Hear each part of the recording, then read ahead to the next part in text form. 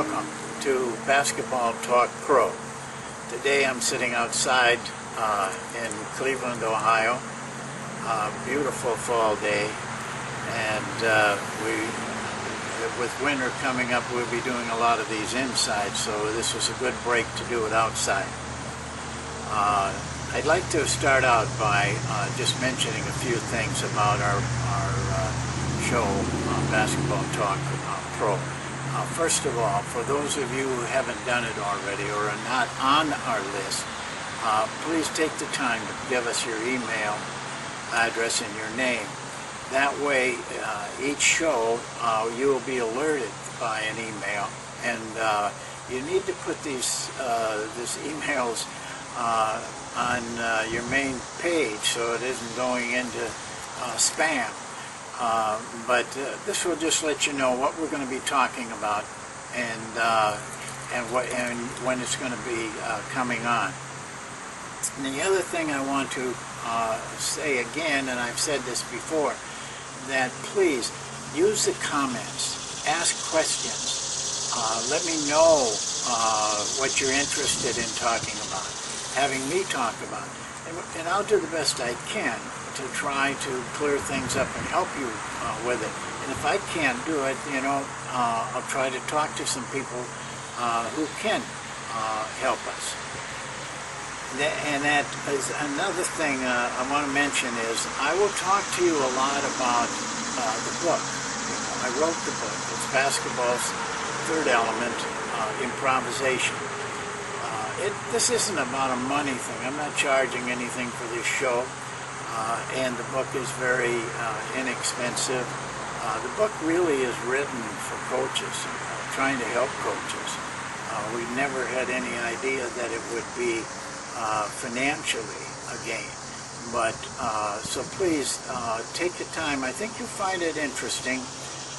It takes a little different look at basic basketball, and I've had a number of coaches, high-level coaches, that have read it. They're in agreement, and I think it shows a new part of the game.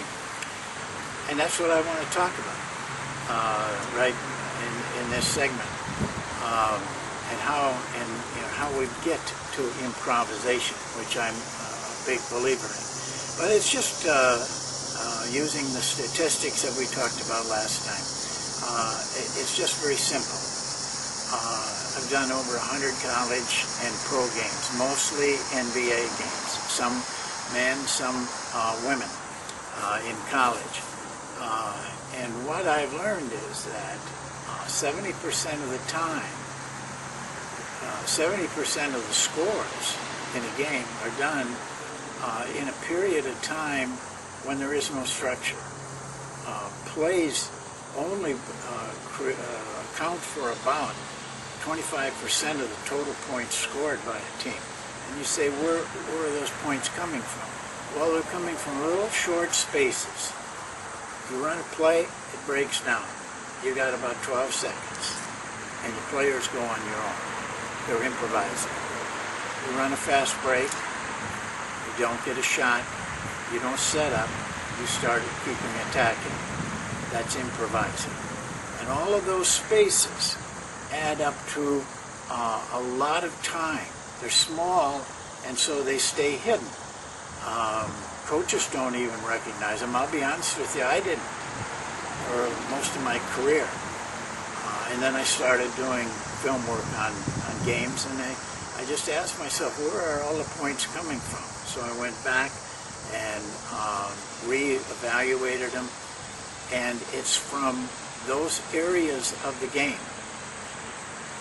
But the odd thing is, and this is the best thing for you as a coach that I want you to understand, coaches don't teach that part of the game. Coaches spend 90% of their time offensively and defensively working on or against set plays, yet they're not really effective. And part of that is in my book, and actually the first chapter, I talk about the reasons. But one of them is that everybody's doing the same thing, and they're set, they're predictable, and the defense is predictable for the defense as well.